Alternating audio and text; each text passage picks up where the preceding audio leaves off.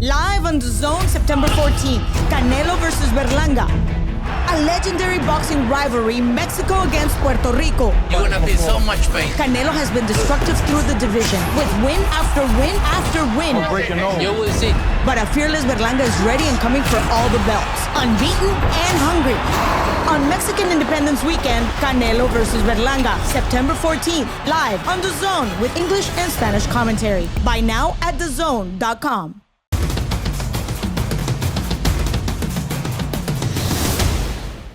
All right, Eddie, I know you were already asked, but news broke about Shakur Stevenson hurting his hand. Just detail the situation. What happened? How did it happen? When did you find out?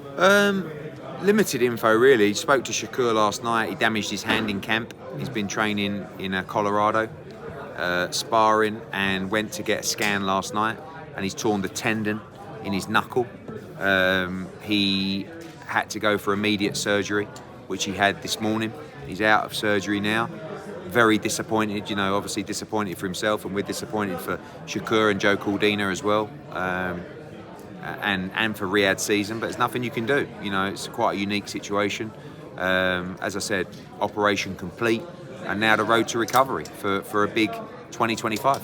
How long is the recovery going to be? We're being told that we can expect him to be ready for February of 2025. Yeah. So Joe Cordina is out of the way then. Is he going to go straight to William Cepeda next? Yeah, I mean, obviously we want to look for opportunities for Joe, and we'd still like to make that fight. But at the same time, the WBC, of course, ordered that fight with Cepeda. Cepeda fights in November, so it's quite likely that he'll go straight into that fight. Was it a sparring injury? Or? I believe so, yeah. What are you going to do with Joe on December 12th? We're talking now, obviously it's quite fresh, so just speaking to Spencer Brown of Gold Star and Turkey Al Sheikh as well. Obviously, we want to try and land a big fight for Joe Cordina as well, but it's all quite fresh and we'll have to see. Does it change the status of the pay-per-view here in America? Again, too early to decide. Eddie, I talked to you earlier about Puerto Rico, right? It's tentative date, December 7th, Puerto Rico, maybe a fight over there. But also, at the same time, people asking, what happened with Subriel Matias? What's next for him? Do you plan to have him in that show? Or possibly, yeah. I mean, he needs to come back, get that win. Obviously, it's very disappointing that he lost in the homecoming, but obviously a great win from Liam Paro. But Subriel needs to come back with a win now. He's still an excellent fighter, dangerous fighter, and hopefully he can get that win this year. On a personal note, Eddie, how disappointed are you with the news of Shakur? Obviously, you lobbied hard to get him to agree a deal with you guys in Matchroom, and the first fight gets delayed. Yeah, I'm not really I'm more disappointed for him. Fighters get injured all the time, but unfortunately, this was an operation that he had to have. Disappointed, for Shakur and for Riyadh's season and for Joe. It was a fight that everybody was looking forward to in terms of the fighters, and Joe was fired up for it, and so was Shakur, looking forward to that fight and then moving into Cepeda. So disappointing, but it's unfortunate injury, and now he's had the operation, just got to rest and recover. Just looking at the reaction online, some of the comments mentioning kind of Shakur's hands and issues and that in the past. Is that a concern for you moving forward? No, I think Shakur's a 3-division world champion. He's 27 years old, so a small bump in the road. There is heavyweight championship of the world next week. What statement does Anthony Joshua look to make going into this fight? Just to win, by any means necessary. I think it's a very dangerous fight. Dubois is a very good fighter. I think he's in tremendous form as well.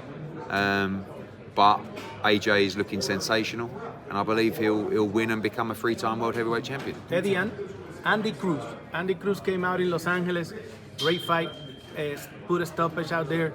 What's next for him? When we're going to see him again? Andy Going to see him hopefully before the end of the year, and ready now for the top 10 guys. I think he's had a very fast rise in terms of his professional experience. Looks great with Bozienis, but now start to try and focus in on the world title. Can we see him in that Monaco event? Possibly, yeah, possibly. Possibly in that Monaco event, and then after that, the top 10? Yeah, he's ready for the top 10 now. Maybe, obviously, the Shakur thing is very fresh, so who knows what's going to happen in the future. But you did mention WBC ordered Cepeda to fight him, but more than likely he's probably going to have to be next. That also means that, you have a 2-fight deal with Shakur. We were just talking to Leonard yesterday about Tank. Does that mean maybe I don't know, puts it a little closer to you working with Shakur? Yeah, I think we, at the moment, obviously he's sitting in hospital and he's just been operated on. So, but we're looking at the future, and the future is just to get him back to full health and ready to fight, and target that return February or March in 2025, whenever it's going to be. But the plan for me was after those 2 fights to fight Gervonta Davis, and that still remains the same, really, whether that's 1 fight or 2 fights.